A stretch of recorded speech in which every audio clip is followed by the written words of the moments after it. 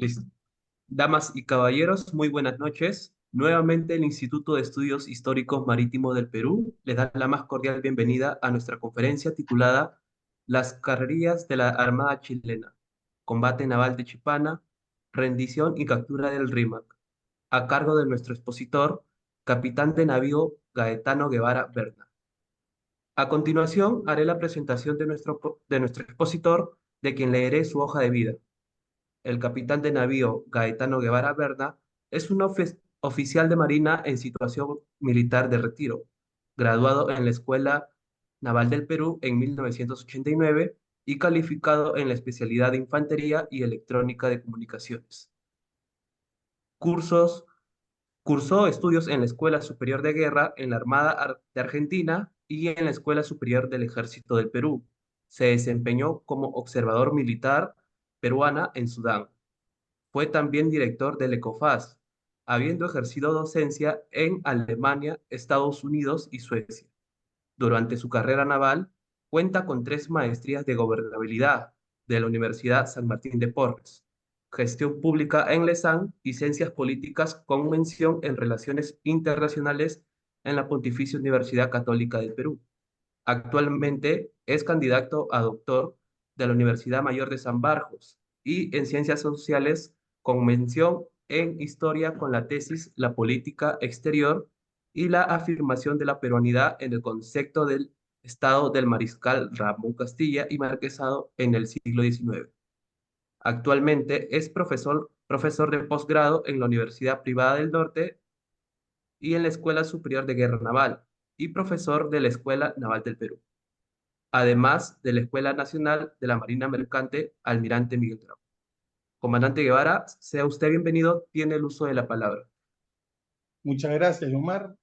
Primeramente, agradecerle al almirante Cristóbal Miletich la oportunidad que me da para poder desarrollar estas conferencias que resalta la historia del Perú, dedicando esta exposición al mayor FAP Rolando Rondó, ¿no?, que ha fallecido el día de ayer, y mi más sentido pésame a la familia de la Fuerza Aérea del Perú, arriba siempre arriba, y vamos a hacer la conferencia el día de hoy referente a las correrías de la Armada chilena y el combate naval de Chipana con la rendición y captura del Rímac.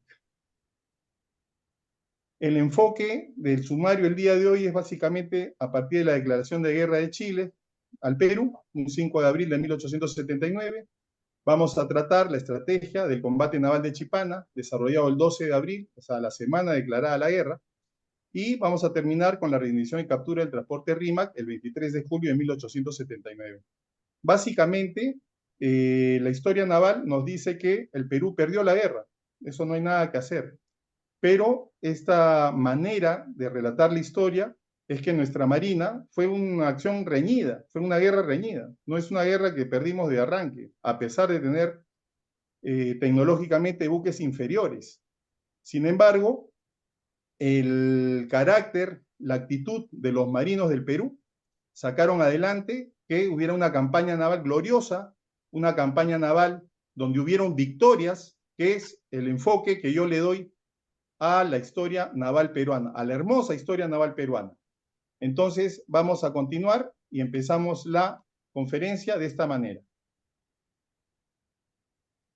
Correrías la de ambas marinas en la guerra, ¿no? Se dijo, la prensa chilena dedicaba que había que hacerle un monumento al almirante Grau como jockey, ¿no? Y graficaban de esa manera los dibujos de la prensa chilena en la guerra psicológica que desarrollaban los chilenos. Se dice mucho que la guerra con Chile no agarró preparado a Chile. Es mentira. La verdad es que el 5 de abril, día que declara la guerra a Chile, que en realidad lo hizo a partir del 3 de abril, sino que demoraron en llegar el telégrafo y la documentación al embajador, y el embajador se presentó al Palacio de Gobierno para decir que oficialmente rompían relaciones con el Perú y que se declarara la guerra ante el fracaso de la misión diplomática del embajador Lavalle, del embajador peruano Lavalle, que fue maltratado en Valparaíso y que tuvo una gestión que falló, que iba a fallar. Ya se sabía del año anterior de que había una situación difícil, y con la ocupación de Antofagasta el 14 de febrero de 1879 se confirmaba el espíritu belicista que habían desarrollado los chilenos por el tema del salitre. Es verdad, no es la guerra del Pacífico, eso es lo que nos han contado los vencedores. Los vencedores cuentan la historia. La guerra del Pacífico está mal llamado. Guerra del Pacífico, la de Japón, la de Estados Unidos. En el Pacífico estamos hablando de la tercera parte del mundo, ¿no? Entonces no puede ser que en el Pacífico Sur se roben la guerra del Pacífico. Esta es la guerra del salitre, básicamente. Son empresarios ingleses los que están detrás de esto, una mala política peruana, un intento, bueno, intento no, la nacionalización de la comercialización del salitre, principal riqueza del momento, principal recurso natural, era para la industria agrícola y para la industria del armamento. El salitre era el explosivo, que va a ser reemplazado por Alfred Nobel 20 años después. Esta guerra del salitre va a ocasionar que Perú y Chile tengamos esta guerra, donde hemos visto el primer gráfico del monumento al almirante Grau por correr, ¿no? Por eso hemos hablado de las correrías. Corrían las ambas marinas, porque era parte de la guerra. Y también la prensa peruana que graficaba que los chilenos veían en todos los puertos al Huáscar, ¿no? Lo veían en Taltal, lo veían en Arica, lo veían en Iquique, lo veían en Pisagua, en todos lados. Entonces la prensa peruana aprovechaba ese pavor, ese terror que causaba la presencia del Huáscar en el enemigo mediante este gráfico que se ha sacado del diario El Comercio. La declaración de guerra al Perú, de Chile al Perú, básicamente la hace Chile, ¿no? Y el mismo día, y acá descarto que es mentira, de que no estaban preparados, que no, el mismo día que declaran la guerra se presentan en el puerto de Iquique, principal puerto de exportación salitrera. Sí, inmediatamente se fueron a agarrar la billetera. A partir del 5 de abril, el Perú ya no va a recibir ningún efectivo, no va a recibir ningún dinero, porque las principales exportaciones de salitre se realizan desde Antofagasta, desde el 14 de febrero, o sea, un mes antes, ya había ocupado Chile, y los chilenos ya comenzaban a exportar el salitre vía Estrecho de Magallanes, ¿no? Van a ser prácticamente el monopolio a partir del 5 de abril de las salitreras bolivianas al servicio de Chile, ¿no? Que van a ser canalizados en Inglaterra. Entonces, que no estuvo preparado, mentira, estaba preparado. 5 de abril inicia el bloqueo naval de Iquique. Y acá es importante ver que todo giraba en torno a Iquique por ser el puerto de salitre, que era la principal exportación del Perú al mundo. Entonces, el 5 de abril nos cortan todo tema económico, ¿no? Que de por sí ya veníamos con una situación difícil ante la crisis mundial de años anteriores, que no habían podido desarrollar compras de adquisiciones de armamento en el Perú, ¿no? Entonces, el presidente Mariano Ignacio Prado, el presidente peruano, organiza 3 divisiones navales. La primera al mando del capitán de navío Miguel Grau, que recordamos que viene del retiro. Miguel Grau había sido comandante general y había pasado al retiro el año anterior, 1878. Entonces, él venía del Congreso, había sido diputado por Paita. Entonces él regresa al servicio activo para poder ponerse al mando del monitor Huáscar, un buque que conocía muy bien, dado que en su carrera naval había tenido participación en el comando de dicho buque, ¿no?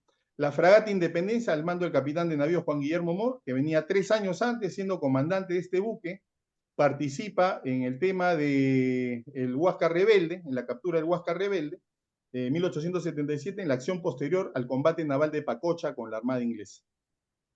Entonces, esta era la primera división, ponían un buque, el transporte Chalaco, ¿no? Como buque logístico, esta es la primera división. El Perú organizó 3 divisiones, ¿no? La primera división al mando del almirante Grau, la segunda división al mando del capitán de navío Aurelio García García, embarcado en la Unión, la corbeta Unión, donde el comandante del buque era Nicolás Portal, ¿no? Vamos a hablar de Nicolás Portal, vamos a abundar, dado que también mi misión en la historia naval peruana es recordar, sacar del anonimato a uno de los comandantes más ganadores de esta guerra, comandante peruano, que fue uno de los más ganadores de esta guerra.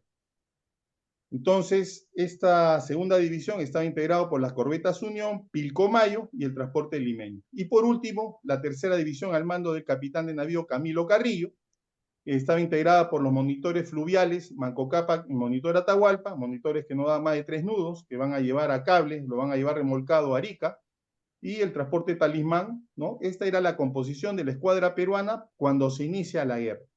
Entonces vemos que el comando fue uno de los aciertos, de los grandes aciertos que tuvo la Marina de Guerra del Perú. dado que pusieron a los oficiales, por ejemplo, Camilo Carrillo había traído 17 meses navegando estos monitores, ¿no? Remolcados desde los Estados Unidos, era la persona que más sabía los monitores fluviales. El almirante Grau en el Huáscar era uno de los oficiales que más conocía el Huáscar, ¿no? Y así, todos los oficiales tenían amplia experiencia en el comando de estos buques. El presidente Mariano Ignacio Prado dispone que saquen los buques operativos en dicho momento, en la semana del 5 de abril, una vez declarada la guerra, que desde enero, 3 meses antes, ya venían los buques de transporte peruanos yendo hacia el sur, llevando tropas, ¿no? O sea, ya era una guerra que ya se venía, o sea, ya estaba cantado. A pesar que Mariano Ignacio Prado le dice al embajador Lavalle, no, mi compadre Pinto no creo que nos haga la guerra, ¿no? Equivocado. Ya habían mandado espiar 10 años antes al embajador chileno en Lima. Hay un libro, ¿no? Servicio Secreto Chileno en la Guerra del Pacífico, Guillermo Parvex, un autor, un periodista, historiador, que recoge documentación del Ministerio de Relaciones Exteriores de Chile, o sea, fuente oficial, ¿no? Entonces ya estaba montado un sistema de inteligencia chileno en los principales puertos peruanos y mucha marinería chilena estaba a bordo de los buques peruanos. Era la usanza de la época. Todos estos marinos chilenos con la declaratoria de guerra son bajados de los buques peruanos y puestos a disposición de la República de Chile en buques mercantes que los retiran del país. Entonces hay una gran presión popular. O sea, cuando se desata la guerra, la población peruana entra en fiesta. O sea, está el recuerdo del 2 de mayo, ¿no? Está el recuerdo del combate de Pacocha. Hay una superioridad, creencia de la sociedad peruana, que teníamos pues el motor Huáscar, que era invencible, que la fragata Independencia y estos buques, la corbeta Unión, habían venido de la guerra con España 10 años antes, que se había dado una gran lección a España, entonces a los chilenos también íbamos a darle una gran lección. La sociedad peruana desconocía que había una superioridad tecnológica con 2 blindados que había adquirido Chile a partir del Tratado Secreto de Perú y Chile, de Perú y Bolivia, ¿no? Entonces acá hay un mal manejo político al respecto, ¿no? Se confió en una seguridad de cooperativismo, ¿no? Iban a haber 2 acorazados, uno se llamaba Bolivia y el otro se llamaba Argentina. Argentina no va a participar de este tratado, va a ser el gran ganador Argentina de la Guerra del Pacífico, se va a quedar con toda la Patagonia, con el general Julio Argentino Roca, presidente de la época. Entonces esto va a hacer que Chile se vaya hacia el norte. El comandante Prat había estado de agente secreto en Buenos Aires, había montado un estudio de abogados, ¿no? Hay un bonito libro, Agente Secreto, Prat, Agente Secreto, de un historiador argentino con un historiador chileno, emitido en Valparaíso, este libro, también lo recomiendo que lo lean. Y regresando a la exposición, el 8 de abril se dispone el zarpe de los buques operativos al momento, que eran las corbetas Unión y Pilcomayo. Estos buques eran de madera. La corbeta Unión, el comandante se presenta un día antes, el 7 de abril. El comandante es Nicolás del Portal, no es Aurelio García García. Aurelio García García es el comandante de la división que sube a bordo de la corbeta Unión como comandante de división. Como marino sabemos que el responsable del buque es el comandante del buque. Nicolás del Portal venía a ser 7 años comandante de la Unión, entre 1871 y 1877. Era uno de los oficiales más entendidos en la corbeta Unión. Entonces, en Lima, el fervor popular se manifiesta en actos públicos pidiendo al gobierno que zarpe la escuadra para castigar a los chilenos que venían bombardeando los puertos indefensos del sur peruano.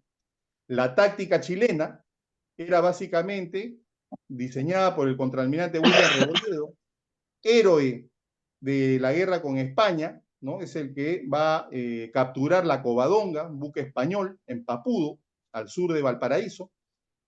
Y la estrategia de William Rebolledo va a ser buscar la batalla decisiva, va a querer batir al monitor Huáscar, ¿no? Entonces se efectúan los bombardeos en puertos indefensos como Mollendo, Iquique, Pisagua, buscando que la Armada peruana entablara un enfrentamiento directo, dada la ventaja tecnológica de las fragatas blindadas como eran la Blanco Encalada y el Cochrane de reciente adquisición en Inglaterra.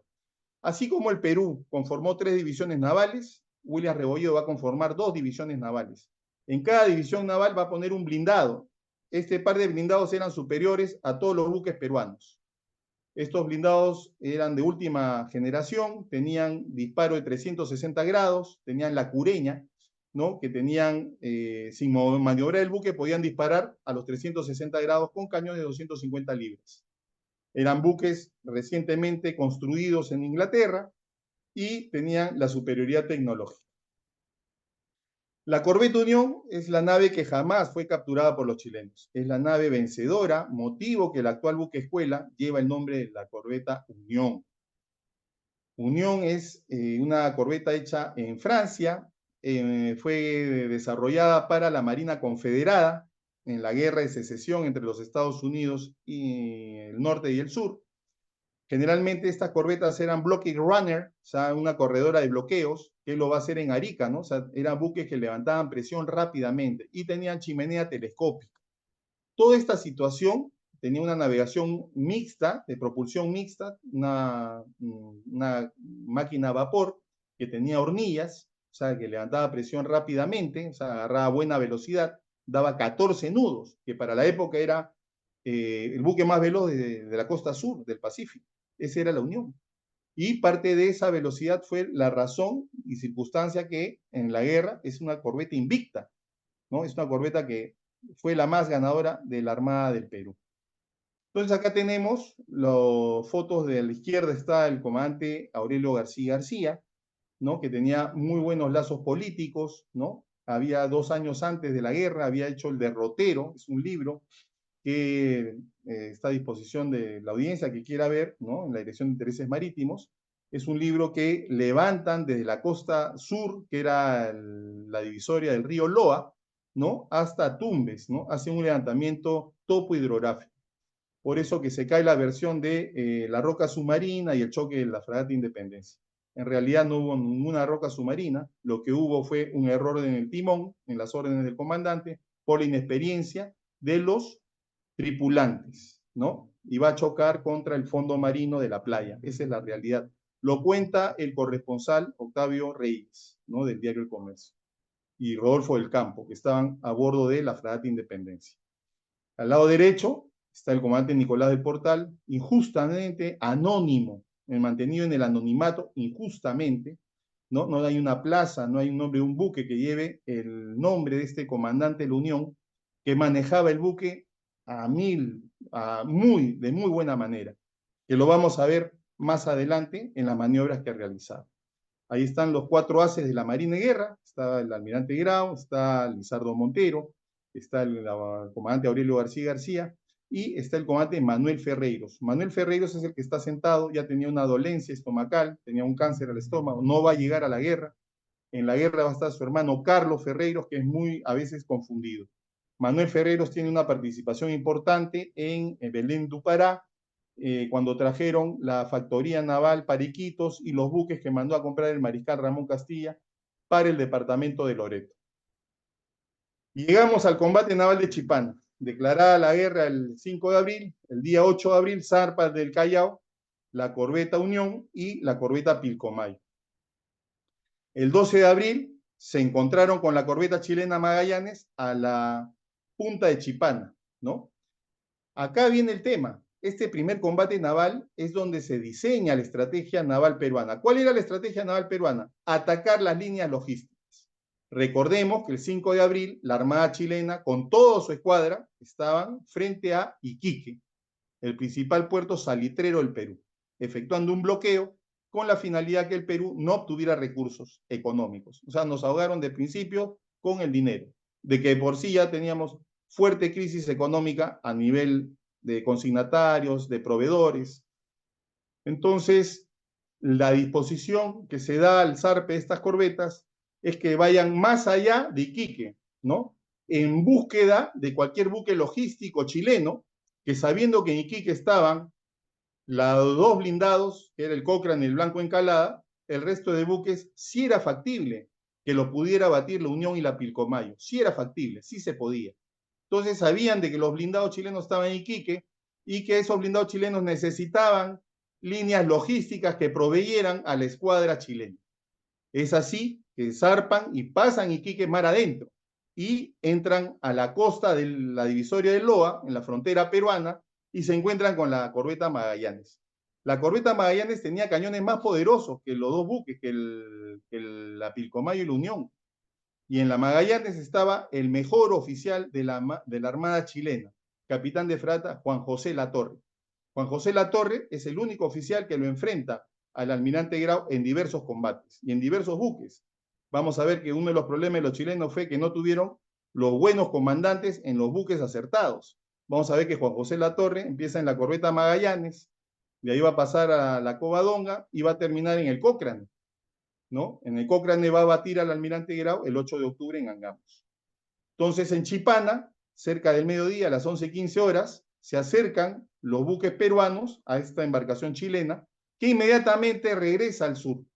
Se pone en fuga, ¿no? Y comienza la persecución de los buques peruanos. Está de más decirles, ¿no?, que el primer cañonazo de la campaña naval lo hizo un buque más chiquito de la Armada Peruana, ¿no? La Pilcomayo. Era un buque de 500 toneladas, o sea, lo que hoy es una bolichera. Era un buque chiquito que era la más reciente adquisición peruana en 1875. El nombre estaba equivocado, no existe Pilcomayo en Perú. El nombre era Putumayo, pero en Inglaterra le pusieron Pilcomayo, ¿no? Confundiendo los nombres del telégrafo que le mandaban, póngale el nombre de Putumayo, y le pusieron Pilcomayo. Pilcomayo no existe, ningún río en Perú, ¿no? Ese es un río de la cadena del río de la Plata. Y la Unión va a disparar con la Pilcomayo, ¿no? Más de 180 tiros sobre el transporte de la Magallanes, la corbeta chilena, que estaba a toda velocidad, fugando de la zona, dado la presencia de los buques peruanos.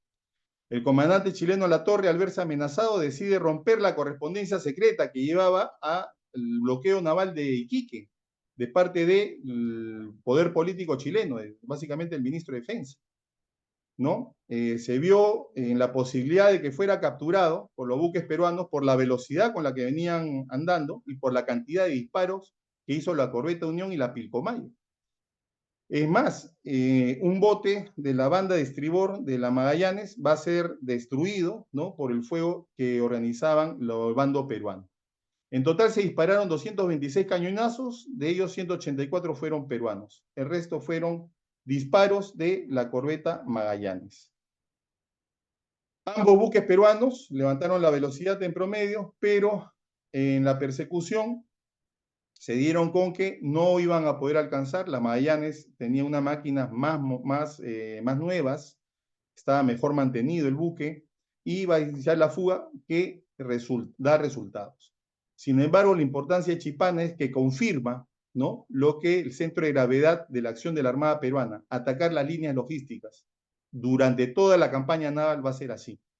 Eso es lo que nos da el combate naval de Chipana y que ha sido muy poco tratado, ¿no? Porque también los chilenos van a definir que no pueden andar buques como la Magallanes solos, van a tener que estar acompañados siempre de los blindados, ya sea del Cochrane o del Blanco Encalada. Y va a ser así el comportamiento chileno. O sea, los dos países van a definir sus estrategias navales en este combate naval.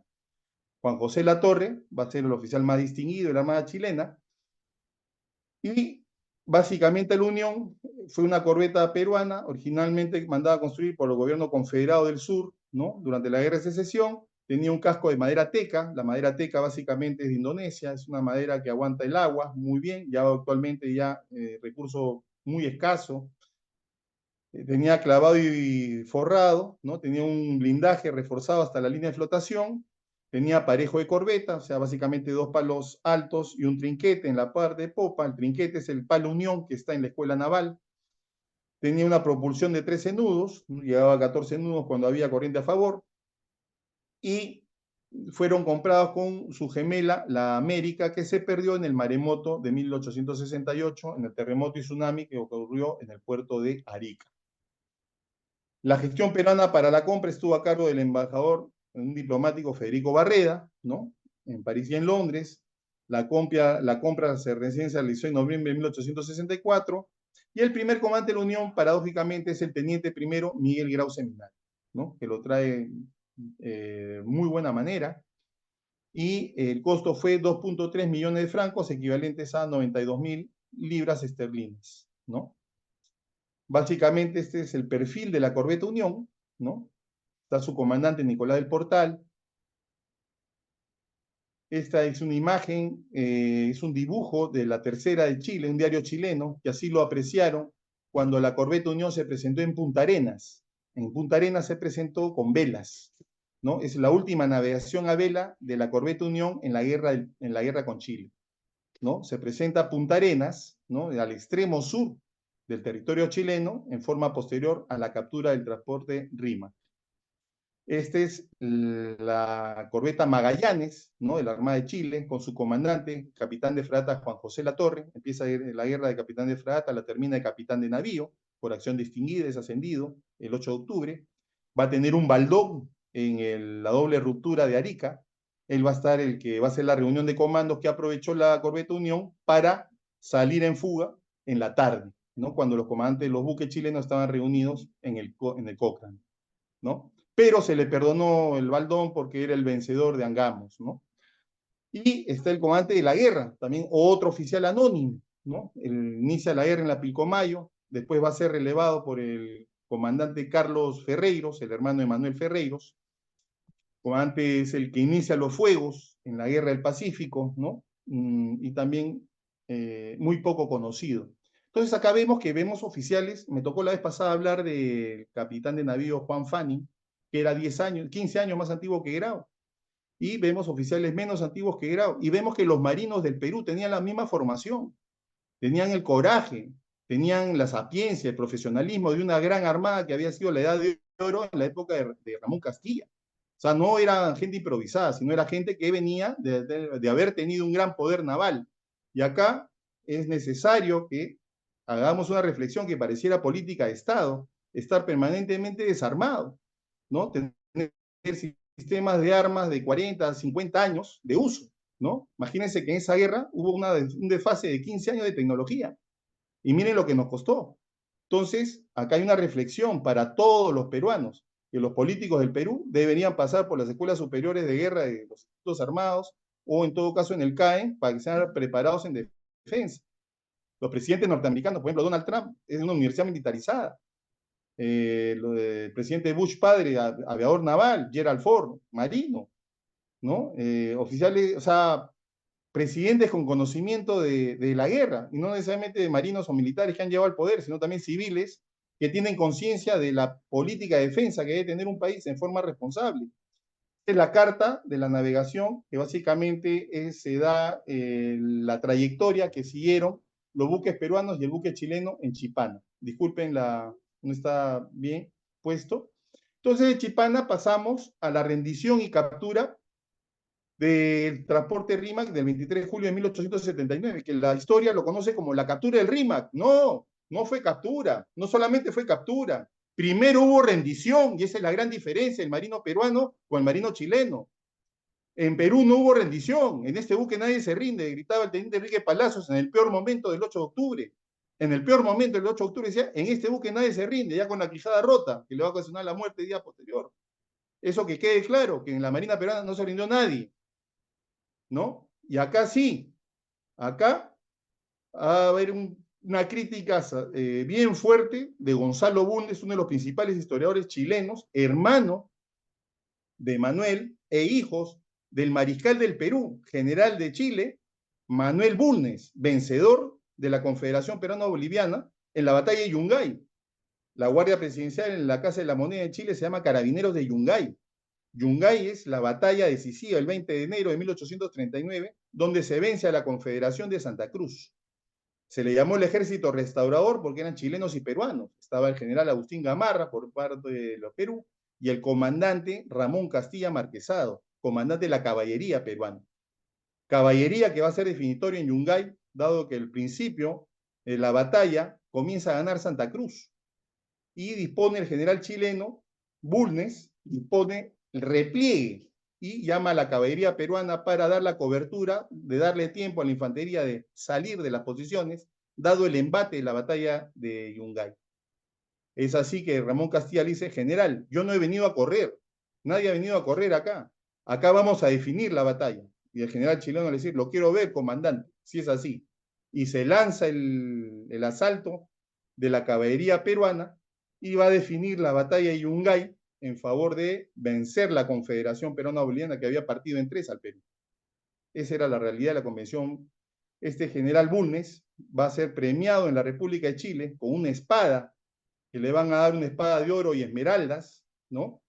Que vamos a ver más adelante qué pasó con la espada, dado que esta espada va a estar a bordo del RIMAC.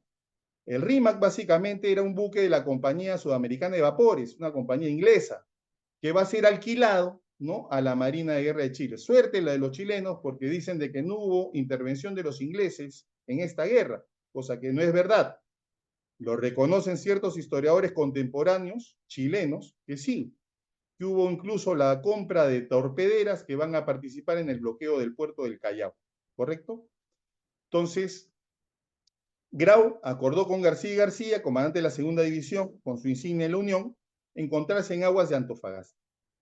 En Antofagasta, ¿no?, el Huáscar va a estar dando vueltas y en Valparaíso van a ordenar que los 4 buques que iban llevando pertrechos y sobre todo un tema moral del ejército de Chile, ya habían corrido desde abril a julio varios meses donde había una impotencia de la escuadra chilena y del pueblo chileno de no ver una victoria sobre la Armada peruana. Más bien había habido el tema de Iquique, el hundimiento de la Esmeralda y el sacrificio del comandante Prat, ¿no? Y en Chile habían esto exacerbado al pueblo a presentarse a filas. Es así que va la tropa chilena viviendo en Antofagasta, en el desierto, con poca agua, en situación difícil, donde la correspondencia de los soldados decían de había problemas logísticos, de alimentación, había problemas de agua, y de la presencia del Huáscar, que se presenta 2 veces en Antofagasta, causando el terror cuando lo veían en el ejército de Chile. Incluso va a haber, ¿no?, que va a ser motivo de otra conferencia, va a haber un desembarco peruano, de un transporte peruano en aguas chilenas, ¿no?, un 6 de julio. Y en Antofagasta van a esperar que el presidente Pinto ordena que su guardia presidencial, la caballería del ejército de Chile, de carabineros de Yungay, se haga presente en Antofagasta. La caballería chilena del ejército de carabineros de Yungay básicamente eran los hijos de los empresarios, los hijos de los políticos, que estaban en esta unidad en el Palacio de Gobierno, protegidos y sin las inclemencias del desierto. Es así que el Congreso chileno, la oposición chilena encabezada por Domingo Santamaría, comienza a haber críticas de la presión popular de lograr un resultado contra la Armada peruana, de lograr un resultado contra el Perú, en una guerra que ellos lo habían declarado y lo habían pedido por el interés económico del salitre. Es así que el presidente Pinto dispone que la caballería chilena de su guardia de honor vaya al teatro de guerra. Se transportan a caballo 300 hombres con sus caballos, de gran alzada, de buena caballería, siempre ha tenido Chile buenos caballos, igual que Argentina, y van a ir a Valparaíso. Se van a presentar a Valparaíso, van a embarcar la caballada. El comandante Bulnes, el hijo del general, va a estar con la espada de su padre, embarcándose en el transporte Rímac. Lo va a acompañar su hermano Gonzalo, que es un historiador renombrado. Gonzalo va a ser testigo de todo el embarque y va a ser el principal crítico de esta acción que realizó el gobierno chileno de transportar esta unidad de una manera totalmente anormal, ¿no? No había ningún blindado que acompañe este convoy. Este convoy fue anunciado en la prensa chilena y la prensa peruana todos los días en los periódicos salían la frecuencia de viajes de los buques, dado que era el principal medio de transporte. Básicamente los buques ingleses que conformaban los vapores de la carrera, el Pacific Steam Navigation. Entonces, es como en los años 70, en los años 80, en los diversos diarios peruanos y del mundo, se ponía en el periódico los vuelos y el horario y las aerolíneas que salían, para que fuera de conocimiento, para ir a recoger, para ir a dejar a los parientes que viajaban. Eso era normal en la época, lo hemos visto en el siglo XX, en el siglo XIX con mayor razón. Entonces, cuando se presenta el almirante Grau en Antofagasta, toma contacto con el comandante del barco Colombia, que pertenecía a la Compañía Inglesa del Pacífico. No olvidemos que la Escuela Nacional de Marina Mercante se llama Almirante Miguel Grau, porque el almirante Grau tiene los mismos años oficial de guerra como oficial de Marina Mercante. O sea, Grau antes desempeñó las 2 carreras, porque eran otros tiempos, habían otras maneras de contratar, de estar en la Marina. También va a tener problemas políticos, ¿no? Va a ser separado del servicio un par de veces, y va a tener que buscárselas mediante la navegación en buques mercantes. Grau es el único comandante peruano que fue comandante de la compañía Pacific Steam Navigation, una compañía inglesa. Entonces tenía una relación humana con estos comandantes. Entonces, en esa presencia en Antofagasta, él nota que en Antofagasta hay una gran efervescencia en tierra. Y en el buque Colombia, el comandante del buque Colombia, un inglés, le da los periódicos chilenos al comandante Grau. El comandante Grau en el diario verifica que está por llegar 4 transportes de Chile desde Valparaíso a Antofagasta. Incluso salía que venían con los carabineros de Yungay. Hasta venía la carga, el manifiesto de carga. Entonces Grau inteligentemente hace la finta que se va para el sur, ¿no? Y comienza a decir que se va para Arica, que regresa en una misión, y se va para el sur con la Unión. Pero en realidad Grau va a hacer una vuelta en redondo, va a irse al oeste y va a esperar que se presenten los transportes que habían sido detenidos en Valparaíso por la presencia del Huáscar en Antofagasta. Entonces, la presencia de los soldados a bordo ya había generado problemas de rancho, problemas de mareos, ¿no?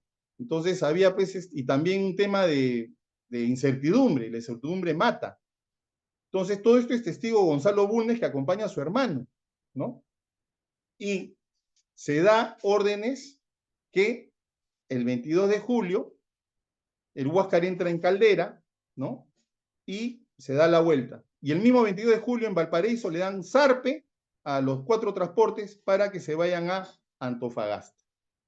Entran, antes del RIMAC, entraron 3 buques, ¿no? Llevando diversos materiales, y el último buque era el que llevaba el personal, porque estaban viendo que si entraban los primeros buques eran capturados, los primeros buques no importaba, era material. Pero el personal venía en el último buque que era el RIMAC. El RIMAC se encuentra en el oeste, ¿no? Acá viene la maniobra, se encuentra con el oeste con la Unión, el buque más veloz. El RIMAC era un buque de alta velocidad, era un buque mercante, estaba un comandante alemán a cargo del buque, y venía un comandante, un capitán de fragata, se apellida Gana, ¿no? Luis Ignacio Gana, de la Armada de Chile. Las órdenes era que el buque lo mandaba el comandante mercante, pero en caso de que estuviera en peligro, si se presentara un buque de la Armada peruana, asumía el comando el comandante chileno. Es de esa manera que la Unión comienza a hacer la persecución, comienza a disparar con un cañón que le decían el malcriado, que estaba en un cañón que iba en la proa de la Unión, y comienzan a disparar sobre el RIMAC. Este cañón era un cañón de 9 libras, era un cañón muy chiquito, ¿no? Y disparaba sobre el transporte RIMAC, que la Unión lo venía alcanzando por la velocidad que tenía. Sin embargo, el buque estaba rumbo a Antofagasta, de oeste a este, ¿no? Venía entrando ya al puerto de Antofagasta, tratando de escapar de la presencia de la Unión, en la cual se va a presentar el Huáscar. El Huáscar va a disparar un solo cañonazo de 300 libras que va a pasar por encima del transporte RIMAC, y que va a ocasionar que el comandante chileno, Gana, hice la bandera blanca. O sea, se rinde el comandante chileno luego de haber hecho una junta de guerra con el comandante Bulnes, el hijo del general, donde disponen, o sea, el comandante chileno le dice, hay que tirar los caballos y hay que tirar el armamento, con la finalidad de que tuviera mayor andar, mayor velocidad del buque. El ejército chileno, bueno, el comandante Bulnes se va a negar, va a decir, tirar los caballos, igual va a enredar la hélice, va a ser un sacrificio en vano. Había un binomio animal, ¿no? Animal-soldado, y se va a rendir la Armada de Chile en esta acción, ¿no? De la mal llamada captura del RIMAC. Pues no hubo ninguna captura, y hubo una rendición, y esto debe ser bien claro. Hay que ser bien claro. Ahí está la dotación de presa, ¿no? Va a subir una dotación de presa, la primera en llegar va a ser la de la Unión, ¿no? Va a agarrar el pabellón de la Armada de Chile, de ahí va a llegar el segundo comandante del Huáscar, en ese momento era el comandante Carvajal, como dotación de presa. El comandante Carvajal va a dar las disposiciones, ¿no? De que el personal de la tropa, para esto que los carabineros de Yungay estaban ebrios.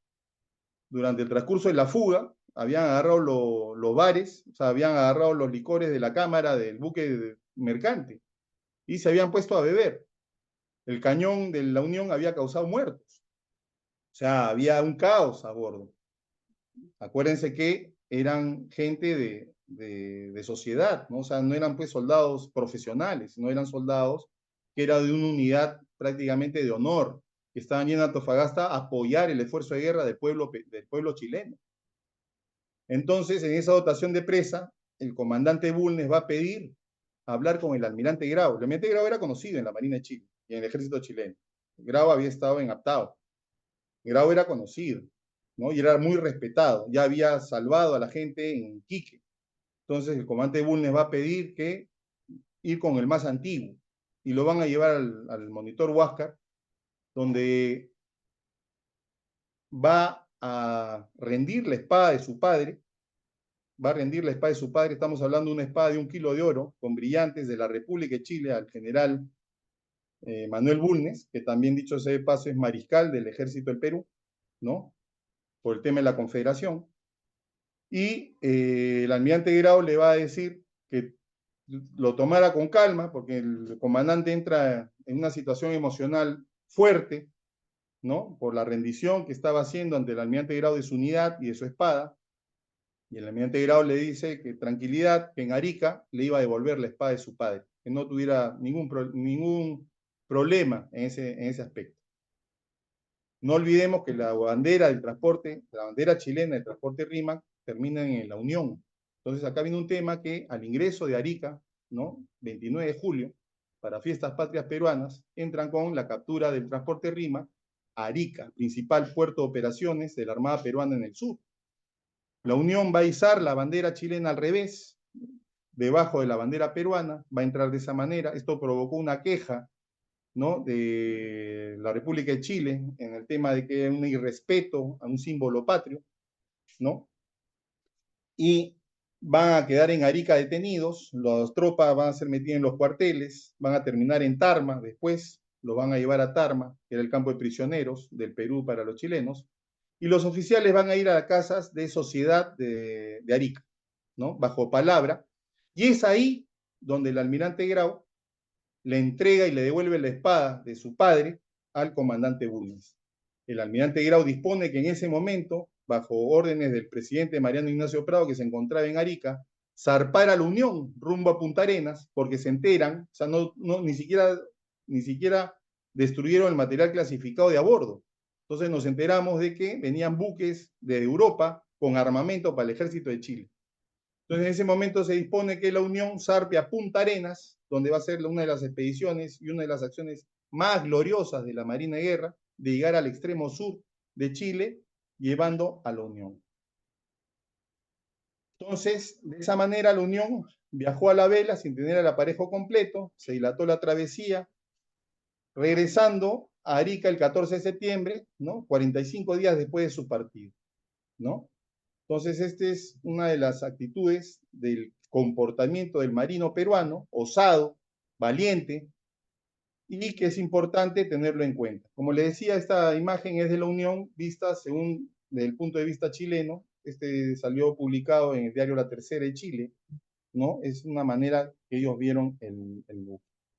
Entonces regresamos, damos por terminado las dos grandes victorias peruanas, que es Chipana y que es la rendición y captura del transporte de Rima. Prácticamente después de la captura de Rima va a haber un escándalo en Chile, va a haber un cambio de comandante general, va a haber un cambio de ministros, el Domingo Santa María va a asumir el premieriato, el ministro de Defensa va a ser uno de sus allegados, un poeta, Edgar Trillo, que supuestamente nos dice el historiador, bueno, el novelista historiador Carlos Trombe, en su obra Huáscar, que a partir de ahí ya ponen como centro de gravedad capturar el Huáscar a como diera lugar, ¿no? Y preparan una emboscada que después vamos a ver. 6 años atrás, ¿no? Esta espada que les digo, que la tuvo el almirante Grau y que muy pocas veces es nombrado por la historia peruana, solamente hablamos de la prenda del capitán Prat, que Grau la devuelve a la viuda, pero acá también hay un tema que Grau devuelve la espada con una carta, ¿no? Dirigida al comandante Manuel Bulnes, y este comandante Manuel Bulnes, esa carta, la hace presente a la familia, ¿no? Y que está en poder de la familia Bulnes actualmente en Chile, ¿no? Sin embargo, esta espada del general Manuel Bulnes, ¿no?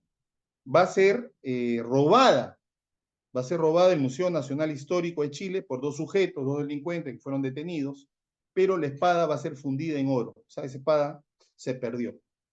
Esto va a generar que la familia Bulnes, ¿no?, haga una carta pública expresando su malestar por esta pérdida de la espada que estuvo momentáneamente en manos del almirante Grau, y van a hacer presente de que la familia mantiene actualmente la carta con la cual Grau devolvió esta espada, ¿no? Y también hace ver, ¿no?, hace mención, ¿no?, que el almirante Miguel a la letra, esto está en internet, ¿no?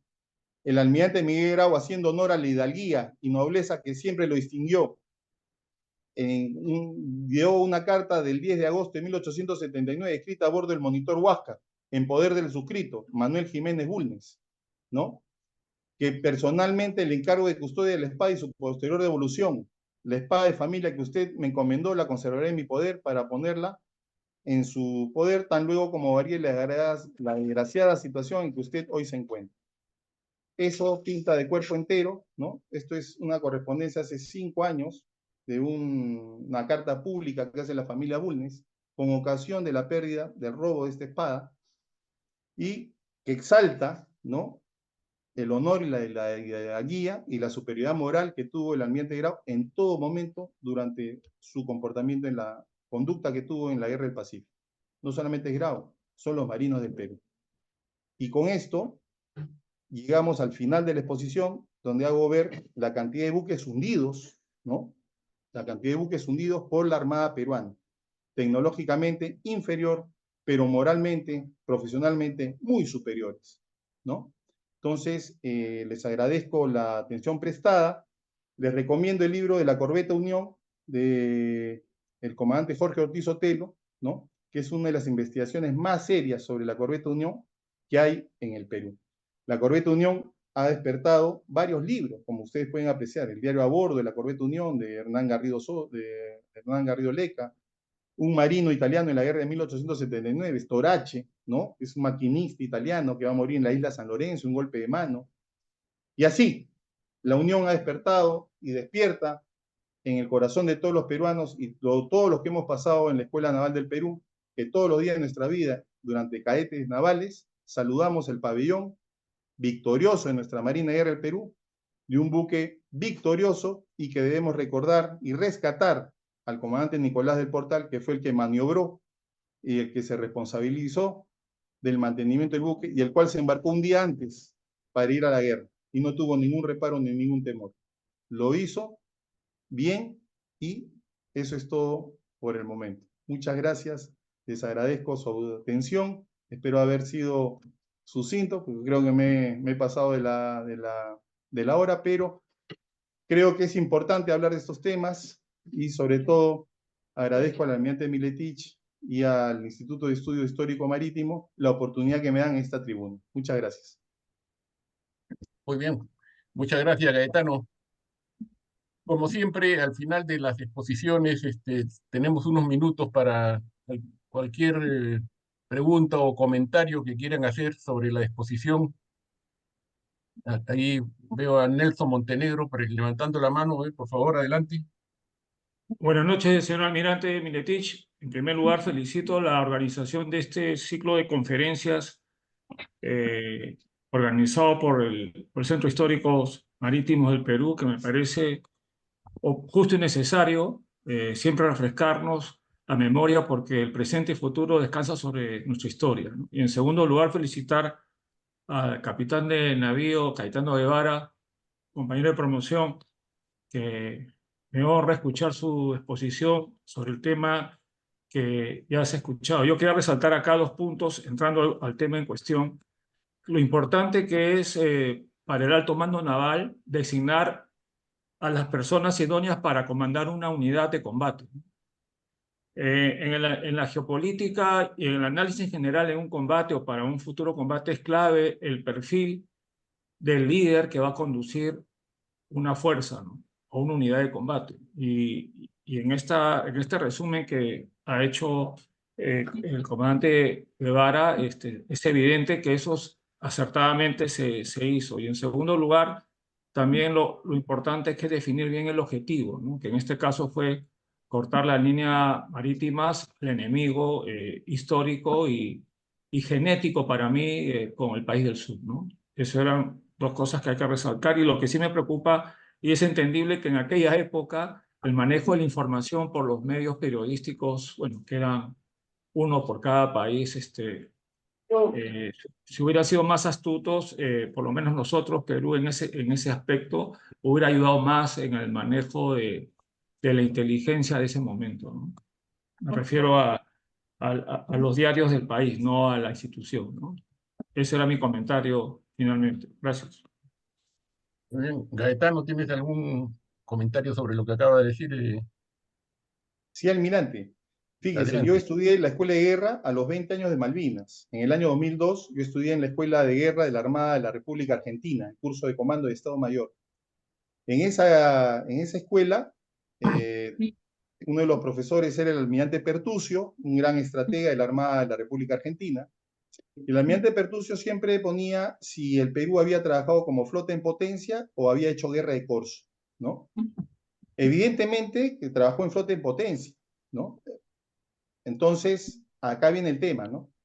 La Armada Argentina y la República Argentina en la guerra de Malvinas tiene un grave error, porque el centro de gravedad, su principal objetivo era derribar los portaaviones, era hundir los portaaviones.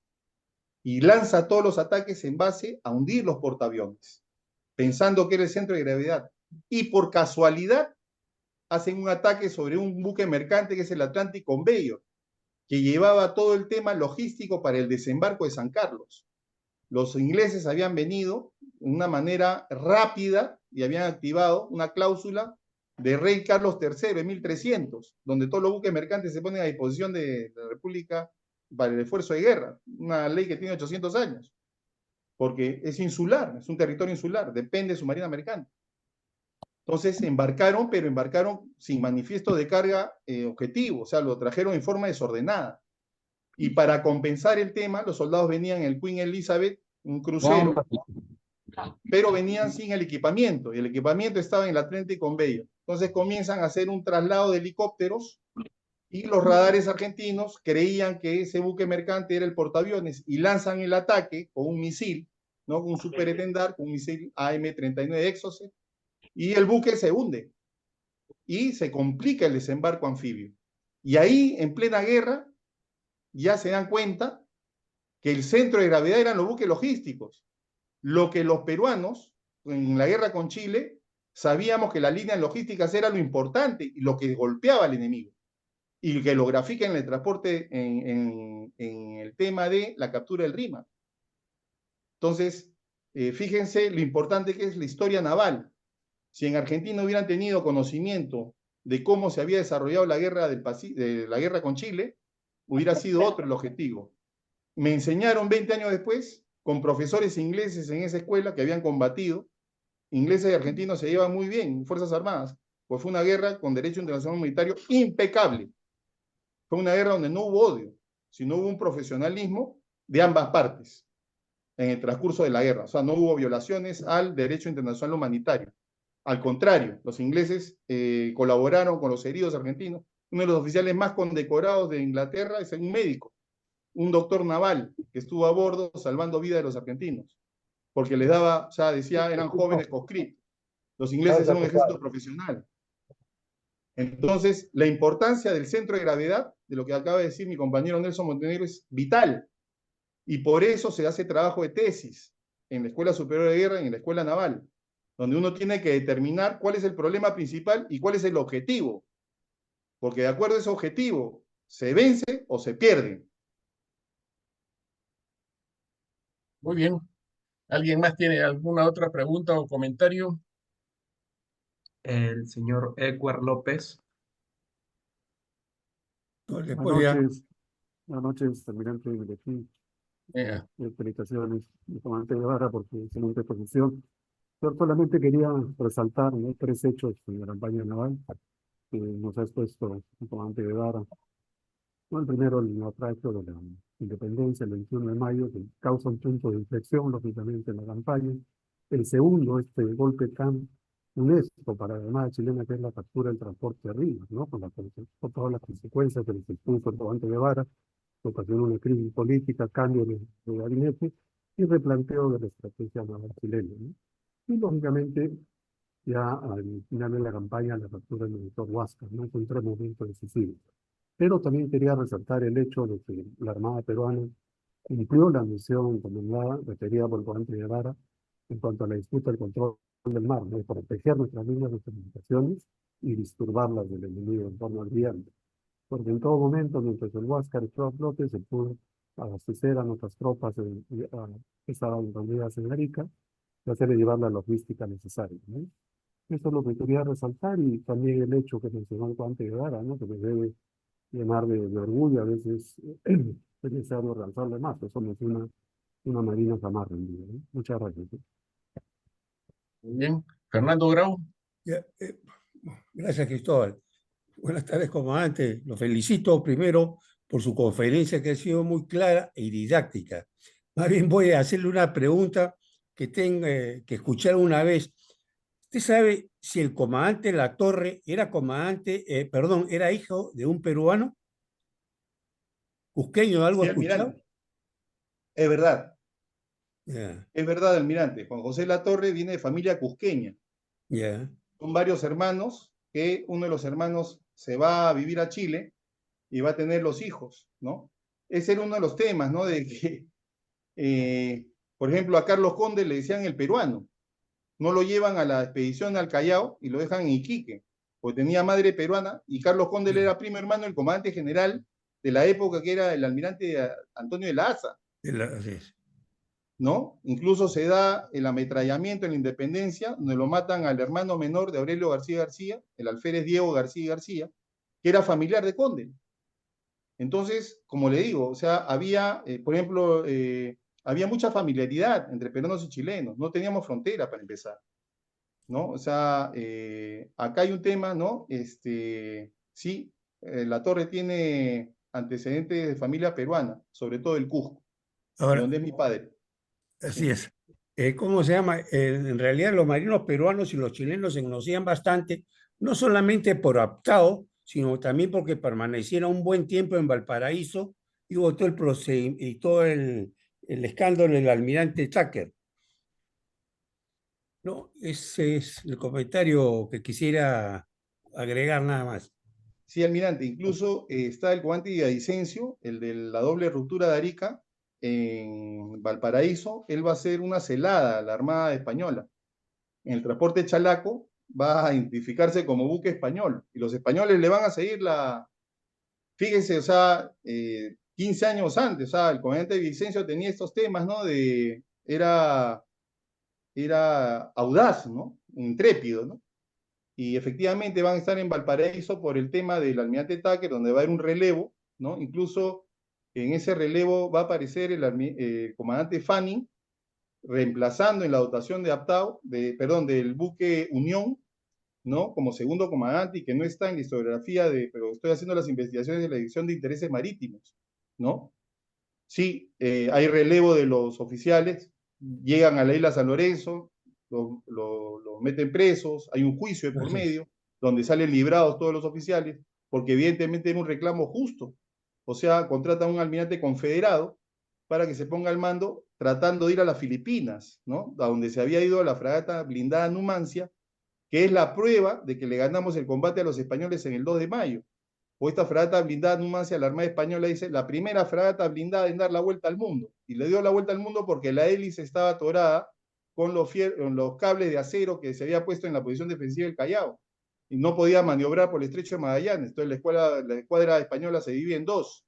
Los que podían maniobrar y se regresan por el estrecho de Magallanes, que era la ruta más corta, y los buques que estaban sin hélice por el tema de las defensas submarinas que se había tenido en el 2 de mayo, y se da la vuelta al mundo. Y dan, o sea, la primera fragata blindada a nivel mundial que da la vuelta al mundo, ¿no?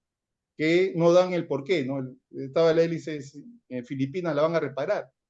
Filipinas era parte de España, Filipinas es el nombre del rey Felipe II, en honor al rey Felipe, el rey marino. Entonces, eso es uno de los argumentos que yo digo que se ganó el combate naval del Callao, porque últimamente la historiografía española, dentro del levantamiento de la Armada Española por los 500 años de la primera vuelta al mundo, ya están determinando que el combate lo ganaron ellos porque nosotros, ellos terminaron siendo los últimos tiros. No es verdad. Ok, gracias por la aclaración. Muy bien, Gaetano. Ahí ya tenemos tema para otra conferencia para tocar ese punto. ¿Alguna otra consulta o aporte? Lo veo ahí a...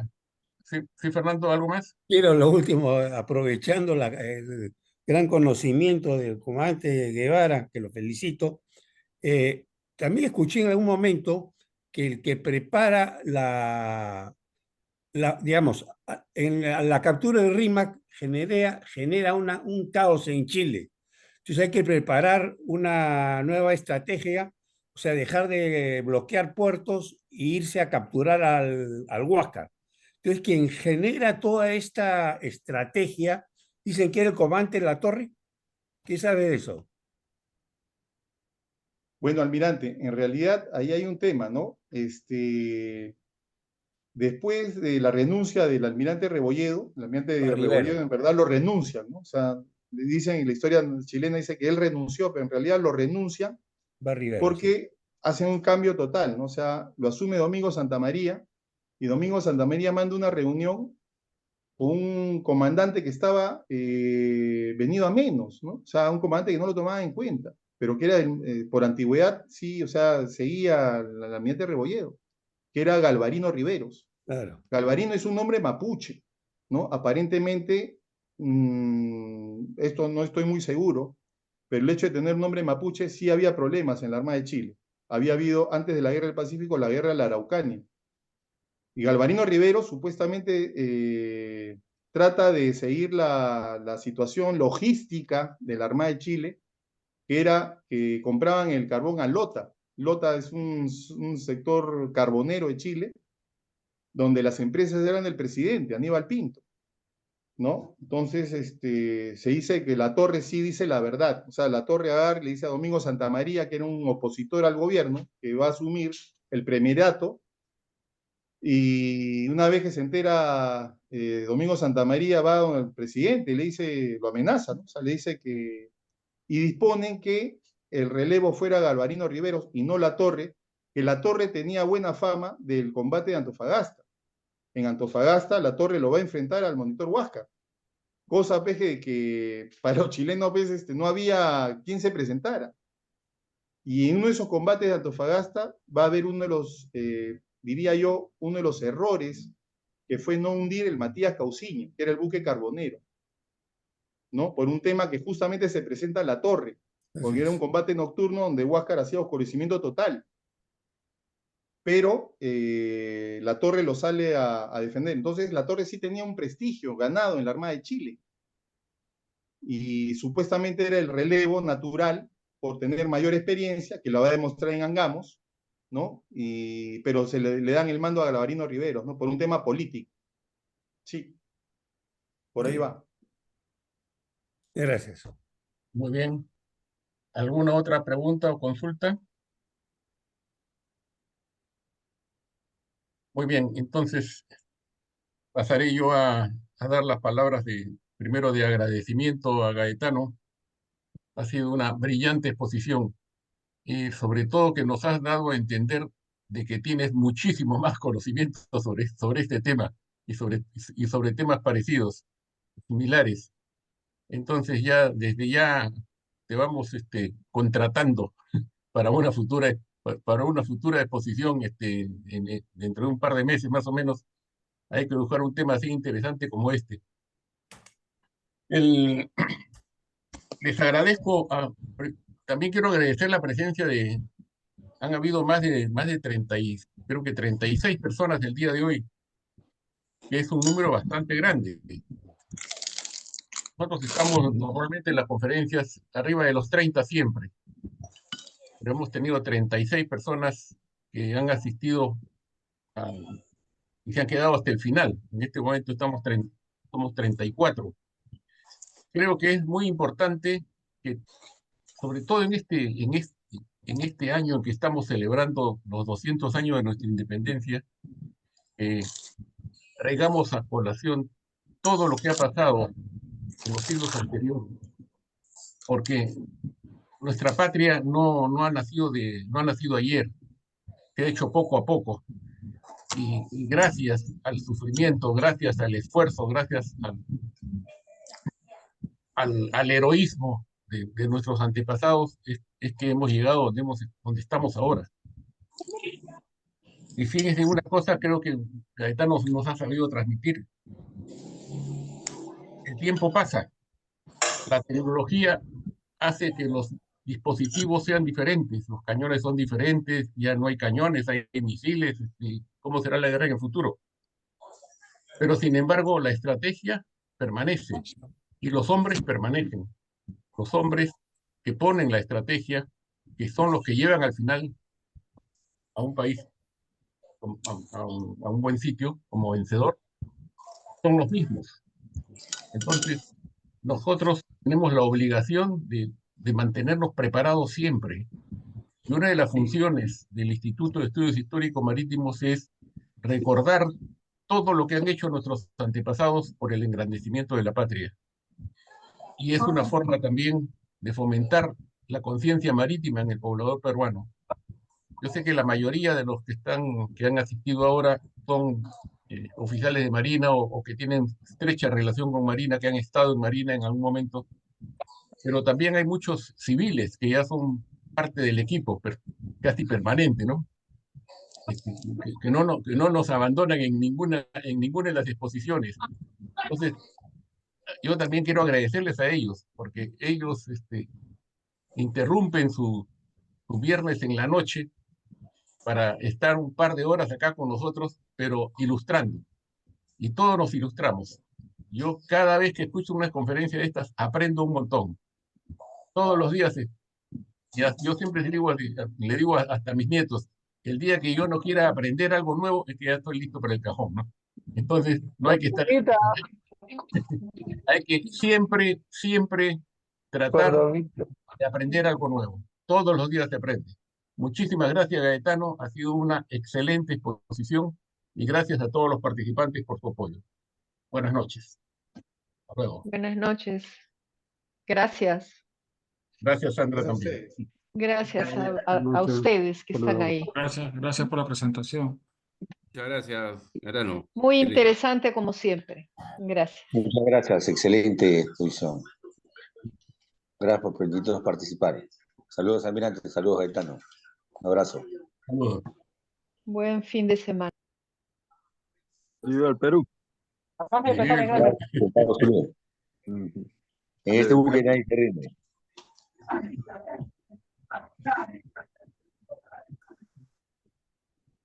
Hasta luego, Gaetano. Felicitaciones. Felicitaciones, comandante. Bueno,